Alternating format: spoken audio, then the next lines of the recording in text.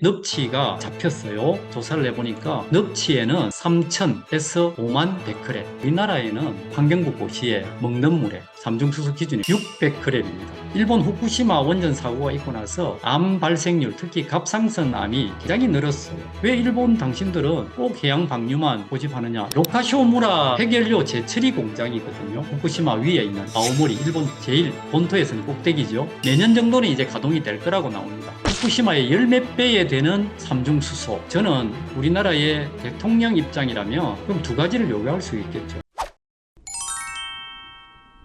경성대 환경공학과 교수 김혜창입니다. 저는 전공이 환경경제학입니다. 주로 이제 환경정책을 하는데 기후변화라든지 에너지 전환을 중심으로 가르치고 연구를 하고 있습니다.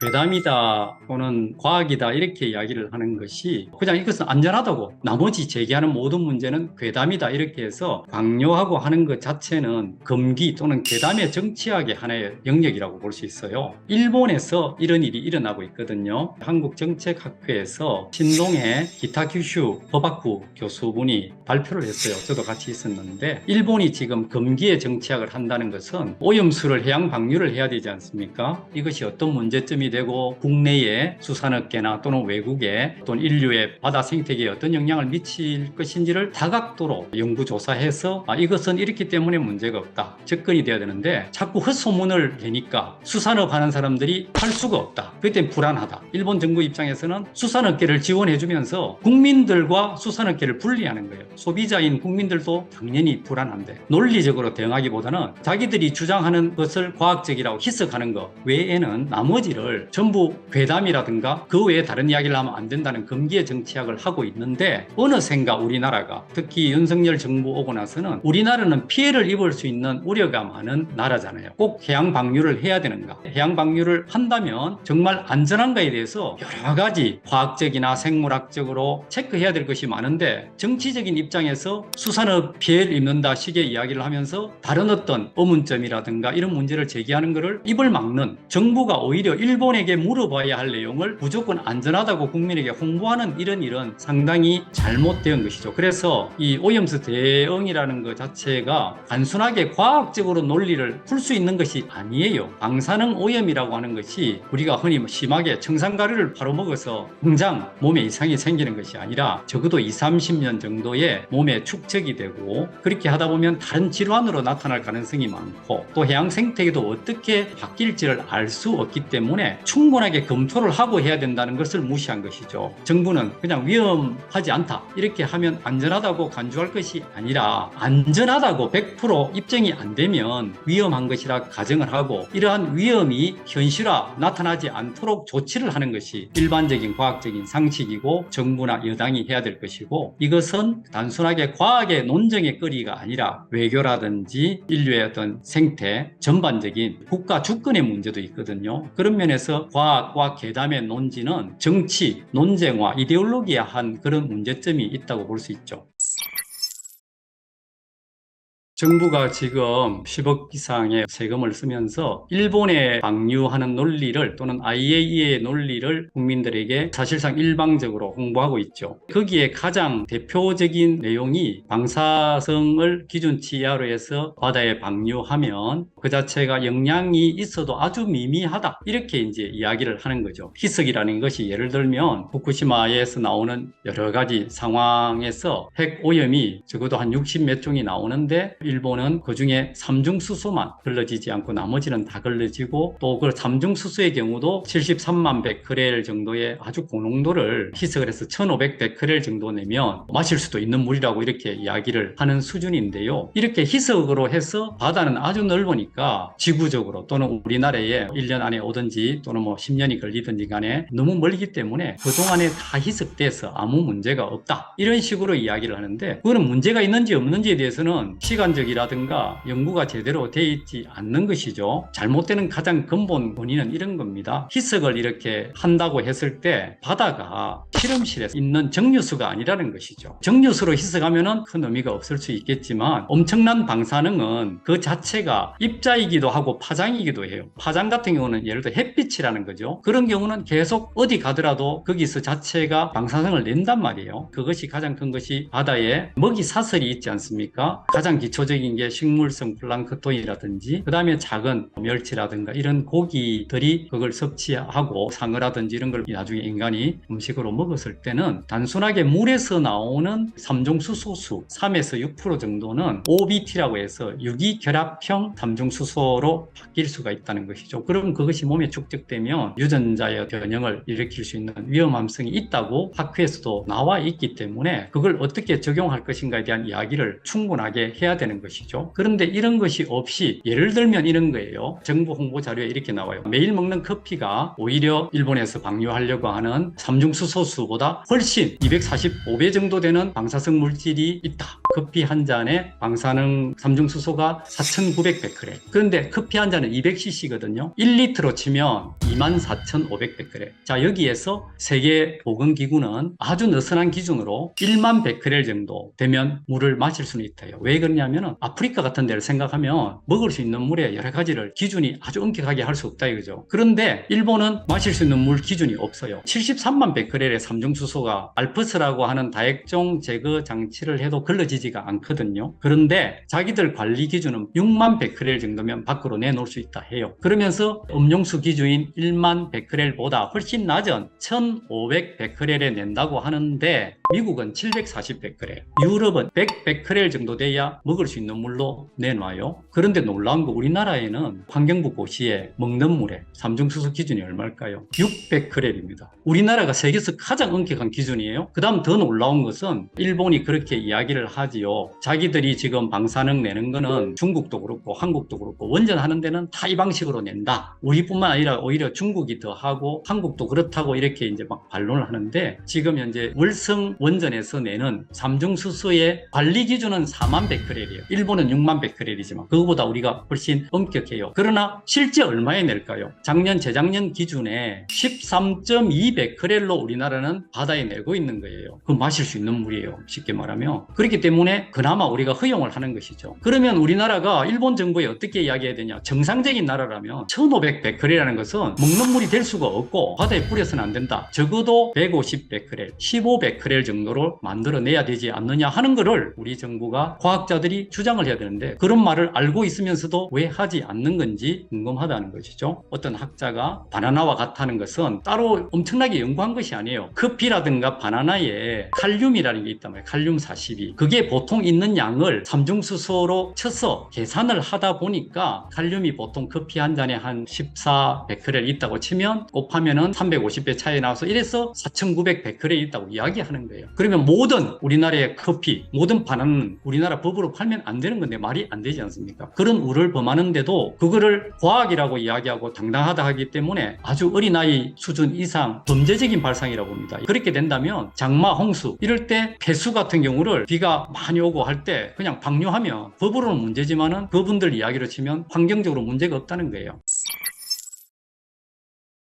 일본은 지금 방류를 해야 할 절박한 나름 이유를 갖고 있습니다. 일본이 2013년부터 해양오염 방류뿐만 아니라 전체적인 오염수를 어떻게 처리할까에 대한 소위원회를 열었거든요. 그래서 5가지 방법 정도가 왔어요. 그런데 돈이 좀 많이 들죠. 일본의 마츠야마 대학의 장정욱 교수님이 정리한 게 있어요. 제일 많이 드는 것이 지금 있는 물을 동굴 같은 그런 데에다가 이제 집어넣는 게 우리 돈으로 6조 정도 이상이 우선 들고요. 두 번째로 들은 것이 지하에 콘크리트화 하면서 매설 하는 거예요. 2조 5천억 원 정도. 그 다음에 수소를 전기 분해해가는 방식이 약 1조 정도. 정발 처리시키는 수증기를 가지고 대기에 방출하는 게 3천억 원. 그리고 지금같이 해양 방출하는 거는 한 340억 정도밖에 안 드는 거죠. 그러니까 가장 싸게 되는 방법인데 그래서 이제 해양 방출에 대해서 일본의 시민단체나 전문가들은 그거 자체가 옳은 건 아니라고 했습니다만 일본 정부가 어쨌든 어쨌든 원전을 살려야 되는 입장에서 싸게 빨리 해결하고 무난하게 가는 방법이 지금 해양 방류로 택한 거예요. 그런데 아직까지도 삼중수소만 안 된다 이야기하고 있고 나머지 64개종에 대해서 처리한다 했다가 지금은 31개 핵종에 대해서만 자료를 정리해요. 나머지 30개 핵종에 대해서는 사라졌어요. 왜 그걸 우리 정부가 또는 시찰단이 갔을 때 묻지 않느냐 이거죠. 그게 일본 언론에도 다 나왔습니다. 이것은 보면 아베 정부 때 문제가 있습니다. 아베 정부가 도쿄올림픽을 2020년, 2021년에 했잖아요. 그걸 하기 위해서 오염수가 컨트롤되고 있다고 이야기했고 도쿄올림픽을 통해서 후쿠시마 원전 사고를 전 세계에 지우고 싶은 거였어요. 그러다 보니까 이제 오염수를 방류해야 되겠다고 하는 전략이 그때부터 나온 거예요. 그러면 우리가 볼 때는 이렇게 대안을 생각할 수가 있겠죠. 지금 일본에 후쿠시마 전체가 지금 비어있고 후쿠시마 원전 있는 데는 거의 접근을 잘 못하잖아요. 거기에 지금 오염 탱크가 1070몇 개라고 지금까지 하는데 그 옆에는 땅이 없는 것이 아닌 것이죠. 물론 일본은 지금 청소를 하려고 하니까 이거 자체가 없어졌으면 좋겠다 싶지만 아직 배로도 안 된 상황인데 그 부지가 옆에 붙어 있어요. 거기에 지금 있는 탱크를 수백 개 더 만들어도 되고요. 20년, 30년을 도전하는데 큰 문제가 없을 수도 있다 이거죠. 물론 애로점은 있겠습니다만. 여기에 대해서 우리 정부가 시찰단이 갔을 때 이렇게 물어야 되죠. 왜 일본 당신들은 꼭 해양 방류만 고집하느냐. 한 20, 30년은 더 보면 가능하다. 특히 거기에 대한 논리는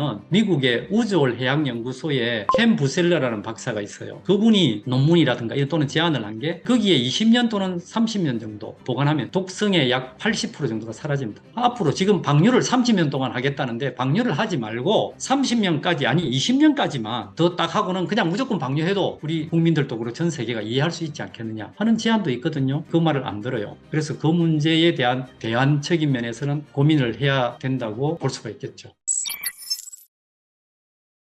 로카쇼무라 핵연료 재처리 공장이거든요. 우리나라에는 핵연료를 지금 많이 쌓아두고 있지요. 이걸 지금 수조에 넣어놓고 어떻게 할지도 안 하고 계속 넣어놓고 있어요. 보통 한 5년 되면은 영구 처분을 하든지 해야 되는데 이런 과정에서 일본이라든가 영국, 프랑스는 사용 후 연료를 재처리하는 방식을 일부 택해요. 엄청난 비용이 들지만은 그렇게 하면 한 7, 80% 정도의 우라늄을 다시 쓸 수도 있고 대신에 플루토늄이 나오는데 이 플루토늄은 일반적으로 다른 데 쓸 데가 없어요. 어디에 쓰죠? 핵무기 만들 때 쓸 수 있는 거예요. 그래서 일본은 핵을 가지지 못하는 그런 나라, 비무장을 하는 나라지만 아베 때부터 전쟁을 할 수 있는 나라를 하겠다고 평화헌법을 부정하고 했지 않습니까? 그러면서 재처리 방법을 계속해서 후쿠시마 위에 있는 아오모리, 일본 제일 본토에서는 꼭대기죠. 위쪽에 그걸 30년 가까이 지금 해왔어요. 1993년부터 건설을 해왔는데 지금 일본 언론에 나는 것이 내년 정도는 이제 가동이 될 거라고 나옵니다. 그러면 뭐가 문제냐? 후쿠시마에 사고가 나고 나서 지금 오염수 처리해서 나온다는 게 1800조 베크렐 정도 삼중수소만 그렇게 이야기하는데 로카쇼 핵연료 재처리 공장에서 나오는 거는 1년에 1경 단위가 나와요. 그러다 보니까 후쿠시마의 열 몇 배에 되는 삼중수소 또 삼중수소만이 아니에요. 바다로만 가는 것이 플루토늄 800억 베크렐, 요드 430억 베크렐, 세슘 160억 베크렐 등등 엄청나게 많은 것이 나오기 때문에 일본 안에서도 반대 목소리가 높고 우려하고 있는 것이죠. 돈도 약 30조 정도 지금까지 들었다고 해요. 더 들 거라고 그래요. 그러다 보니까 일본에서는 재처리 공장이 안 돌아가면 일본에 있는 기존 원전도 후쿠시마 사고 이후에 10기 정도만 가동되고 나머지 다 폐로 또는 문제는 없지만은 주민들이 반대하기 때문에 돌리지 않고 있어요. 재처리를 해서 삼중수소라든가 이것이 빠져나가야 원전의 부활, 원전의 재가동이 가능한 조건이 되는 것이죠. 이런 것이 있기 때문에 일본 정부는 안전하다 이야기하면서 바다로 빨리 투기를 해서 내년이나 또는 후내년에 가동될 로카쇼 재처리 공장에서 거기도 삼중수소 나는 거 지난번에 우리 안전하게 냈지 않느냐 해서 밀고 나갈 수 있는 전제 조건이 될 수가 있다는 것이죠. 그런데 영국에 셀라필드라고 하는 재처리 공장이 있어요. 거기가 이제 바다 해협이 있는데 거기에 납치가 잡혔어요. 조사를 해보니까 납치에는 3,000에서 5만 베크렐이라는 어마어마한 방사능이 나오고 그 지역에 홍합 따로 해보니까 2,000 베크렐에서 4만 베크렐이 생물 농축으로 나오는 거예요. 우리가 그냥 물을 먹는 거하고 아까 같이 생물의 농축이 되는 거하고는 굉장히 다르고 그 농축은 최소 몇백 배에서 1000배 단위로 강해지는 거예요. 이 로카쇼무라 같은 경우도 만일에 정상 가동이 되면서 그런 방식으로 방사능을 해양 투기한다면 일본 주변뿐만 아니라 지금 후쿠시마 이상의 문제가 생길 수가 있죠. 그러면 모든 공해를 인류의 자원의 보고이자 생명의 근원인 바다에 그렇게 테러, 환경 범죄를 저진다는 것은 도덕적으로 맞지 않죠.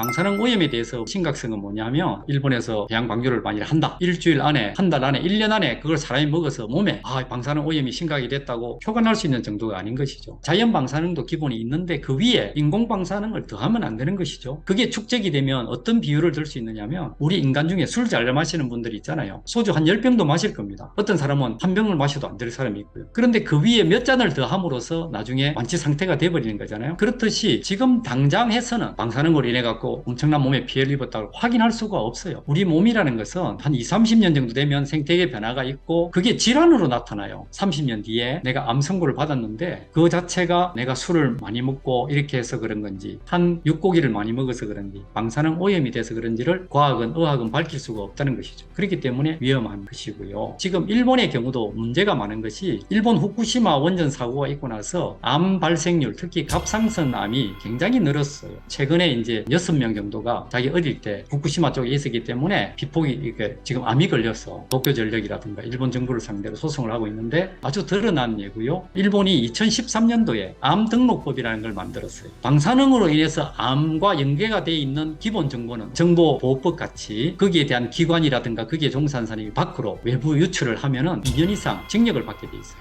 굉장히 심각하죠. 우리 같으면 완전히 긴급조치법으로. 그렇기 때문에 정부에서 발표하는 것 외에 다른 형태로 암이 발생했다는 것을 조사하기가 힘든 구조를 의도적으로 만든 것이죠. 우리가 지금 바로 암 발생이 있니 없니 하는 것 자체를 이야기하기가 굉장히 어려운 구조다. 미국이나 EU 같은 경우가 지금 생각하는 것은 핵 산업이라고 하는 게 단순하게 원전만이 아니라 핵무기하고도 관계가 다 있어요. 그것 때문에 일단은 미국과 일본은 또는 우리나라도 이해관계를 같이 해요. 원전을 하는 사람들의 대부분은 설령 수산업이 조금 피해를 입어도 정부에서 보상하면 되고 그것보다는 원전 산업을 키워가는 것이 굉장히 중요하다. 특히 미국은 전 세계에 핵무기라든가 IAEA가 하는 것 자체가 비핵화 운동이잖아요. 즉 미국이나 러시아, 중국 같이 강대국 빼고는 북한이라든지 이란이라든지 이런 데서 원전을 만드는 것을 오히려 감시하는 기구지. 후쿠시마에서 나오는 원전의 해양 투기가 안전한지 안 한지에 대해서는 그게 크게 중요한 거 아니에요. 그러다 보니까 IAEA는 방류하겠다고 일본이 이야기하니까 조사도 하지 않으면서 그 괜찮은 방법이라고 지지를 했고요. 그렇게 IAEA 보고서를 만들어 달라는 것이 일본이었어요. 그리고는 최근에 1차 시료는 조사했습니다만 2차, 3차 시료가 아직까지 결과가 안 나왔는데 그 결과는 올 말 정도 나오는데 그로시 사무총장이 지난 7월 달에 보고서를 만들어서 일본 총리에게 보고를 했잖아요. 그 이야기는 맞춤형이라는 것이죠. 즉 일본이 올 봄이나 여름에 방류하겠다고 한 거에 대해서 자료를 준 거잖아요. 그러나 과학적이나 정확한 데이터는 올 가을이나 겨울 정도 돼야 줄 수 있는 거를 미리 줬고요. 거기에는 알프스의 성능에 대해서 제대로 분석하고 하는 거 없었어요. 거기 핵종에 대한 분석 없었어요. 실질적으로 일본이 버림으로써 얻는 이익과 일본 국내 수산업부터 중국이나 한국, 태평양 연안 국가가 있게 되는 피해에 대해서 비교 형량을 해야 되는데 그건 자기들 범위가 아니었고 그래서 보고서 자체도 붙여놨죠. 밖으로는 굉장히 요란하게 마치 자기들이 모든 책임을 질 듯이 하면서도 최종 보고서 제일 앞장에는 이것은 어디까지나 전반적인 상황에 대해 책임질 일이 아니고 결과는 우리는 책임지지 않는다. 모든 결정은 일본이 하는 것이다. 그러면서 자기는 다니면서 안전하다 이야기하고 거기에 물 마실 수도 있고 수영도 할 수 있다고 이거는 정치죠. 과학이 아니죠. 이런 어떤 입장에서 미국이 항상 지금 신냉정 상태 한미일이 러시아, 중국, 북한이 한 축이 되어가지고 그러다 보니까 우리는 피해 입는 입장에서는 중국하고 러시아하고 같이 해야 맞는데 또는 환태평양의 여러 도서국가하고 해야 되는데 일본, 미국 그 울타리 안에 들어가 있기 때문에 우리가 주권으로서의 피해를 입으면서도 세계적인 어떤 냉전 관계에서 벗어나지 못하는 것이 굉장히 저는 지금 정부가 약간은 잘못된 판단을 하는 거 아닌가. 다른 비유입니다만 친구가 아주 믿는 친구인데 내 돈을 빌려줬는데 안 갚아주고 떼먹고 갚으라 하니까 욕하고 이러면 그 친구하고는 손절을 해야 되잖아요. 나쁜 친구라도 다음에 미안하다 하고 하면 사귀는 게 개인 일이기도 한데 당연히 국가의 외교는 그렇게 돼야 되는 거죠. 국가 이익이 우리나라 국민의 이익을 챙기라고 대한민국이 있고 정부가 있는 거 아닙니까? 그래서 그런 문제에 대한 고민을 해야 되는데 미국은 일본과 군사 동맹이라는 입장이 강하기 때문에 그렇고 그 다음에 또한 미국이나 유럽은 바다를 일본이나 우리만큼 존중하지 않는 것 같아요. 우리 같은 미역을 먹는다 그렇게 생각을 안 하고요. 주로 이제 참치, 크랩 이런 정도를 기본으로 다루기 때문에 뭐 바다에 대한 어떤 중요 방뇨성 자체가 배가 움직이는 물류, 요트 이런 건 있지만 해산물로서의 바닷물에 대한 거는 정말 우리나라가 아마 세계 최고일 겁니다. 민감도라든가 이런 데서. G7 같은 데서도 일본이 그렇게 한다면 IAEA 쪽에 따르겠다. 대만 같은 경우도 이해관계가 중국하고 관계가 안 좋으니까 처음에는 수입 금지하다가 시찰단 보내고 나서는 수입도 해제하겠다. 그렇게 정치적으로 이제 바뀌는 문제이기 때문에 국민 입장에서는 참 답답하다 이렇게 볼 수 있죠. 일본이 올 여름 또는 가을에 하겠다 했거든요. 그리고 지금 최근에 일본 뉴스를 제가 들어가 보면 8월 하순이 유력하다. 8월 18일에 한미일 정상회담이 있어요. 우리나라 대통령이 일본 총리나 미국 대통령을 만나면 이제 일본 총리가 마지막으로 한 번 더 확인을 할 겁니다. 거기에 대한 아무 대응을 안 하면 그거 끝나고 나서 한미일 간에 원만하게 합의되었다고 일본은 이제 날짜 언제부터 9월 1일부터 한다든지 이런 식으로 할 가능성은 높다 이거죠. 저는 우리나라의 대통령 입장이라면 당장 그냥 방류하지 마라 이야기를 하기는 힘들 것 같고요. 일본하고 사이좋게 지내자고 하니까 일본이 이래 정도는 요구할 수 있지 않겠나 이거죠. 지금 방류를 9월달이나 10월달 이렇게 하지 말고 최소 3개월 내지 한 6개월 정도는 방류를 좀 미루는 게 안 좋겠습니까? 이렇게 물어보는 게 좋겠다 봅니다. 왜냐하면요. 일본이 원래는 올해 여름 되면 1000몇 개가 되는 오염수 저장 시설이 다 찬다 했거든요. 그런데 비가 좀 적게 오고 철저히 관리를 해서 내년 2월 내지 내년 6월 정도 되면 다 차요. 그러니까 적어도 한 6개월 정도는 충분히 방류 안 해도 될 정도의 여유가 있다는 것이죠. 그렇기 때문에 원래 당신들 약속하고 다르고 불가피해서 우리가 이해를 했는데 지금 우리 국민들이 너무 불안해하고 있다. 그럼 두 가지를 요구할 수 있겠죠. 지금 알프스라고 하는 것이 잘 된다 하지만은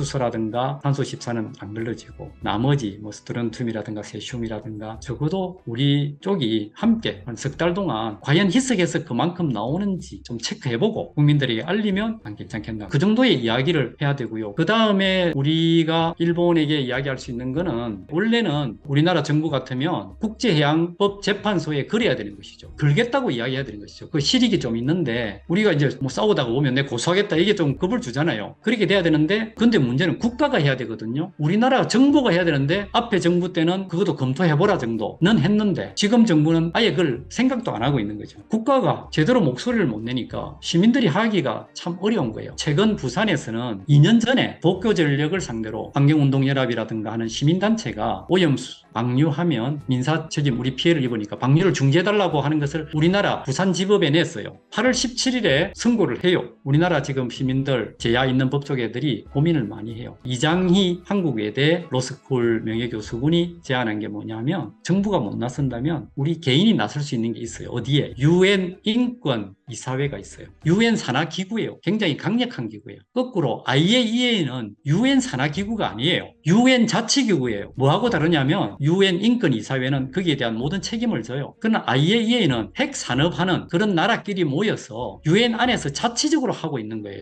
그래서 권위가 상대적으로 떨어져요. 자, 이렇게 됐을 때 인권이라는 차원에서 환경권, 생명권, 특히 전 세계인의 3분의 2가 바다 주변에 살아요. 도시. 그래서 부산이나 목포, 강릉 이런 데 있는 주민들이 일본이 해양 방류를 하면 우리에게 피해를 입히니까 방류를 금지하게 해주세요. 이건 인권과 관계되는 문제입니다. 라고 제소를 합니다. 그러면 특히 우호적인 거는 인권이사회의 전문가들이 있어요. 그분들이 일본이 2년 전에 방류할 때 이거는 인권 문제라고 이야기했거든요. 그렇기 때문에 우리가 타당성이 있을 수가 있고 그렇게 만일에 된다면 구속력 자체는 해양법 재판소에서 판결을 또는 임시조치하고는 그만큼 구속력 은 없어요. 그러나 일본이 있게 되는 타격은 선진국이 아니죠. 인류의 미래에 대해서 미개국인 거죠. 그래서 이런 걸 좀 해야 되고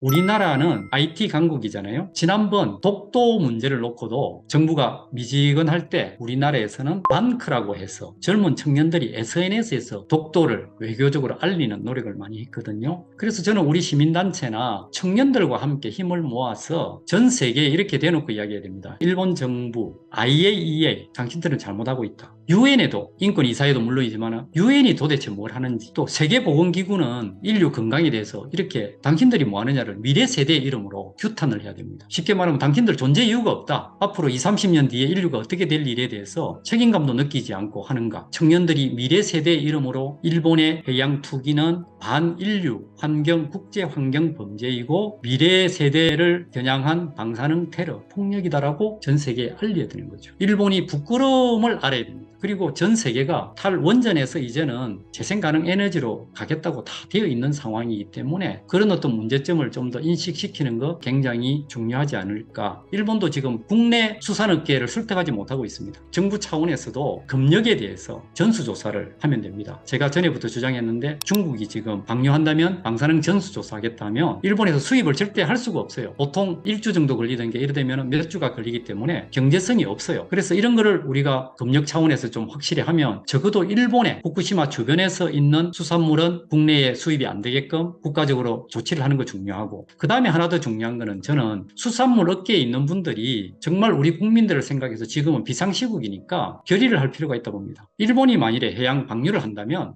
우리는 우회 수입, 예를 들어서 중국이나 러시아, 태국을 통해서 오는 모든 일본 수산물은 우리가 취급하지 않겠다. 그래서 국민들로부터 우리는 안전한 수산물을 지키겠다 정도 하고 원산지 표시를 위반하는 업체가 있으면 우리 스스로가 퇴출시키는 정도의 각오를 한다면 안전성에 대해서 적어도 한 10년은 신뢰할 수 있는 그런 마음이 생길 것 같고, 그것이 사는 길이고 업계에서도 정보를 모아서 우리나라 정부의 여기에 대한 피해 보상을 또 국민적인 의미에서도 피해를 보상해 줄 수 있는 그런 시스템을 만드는 것이 중요하고요. 또한 지자체 단체장, 특히 바다를 끼고 있는 단체장은 지금이라도 대통령 찾아가서 단체 면담을 해서 지금 이러시면 안 됩니다. 아마 이것은 내년에 선거라든가 우리나라의 미래와 관계되는 것이기 때문에 국민들은 주권으로 판단할 수밖에 없어요. 그래서 이런 것을 종합적으로 인식을 해서 무조건 안심해라 자체는 굉장히 위험한 것이다, 이렇게 볼 수가 있겠습니다.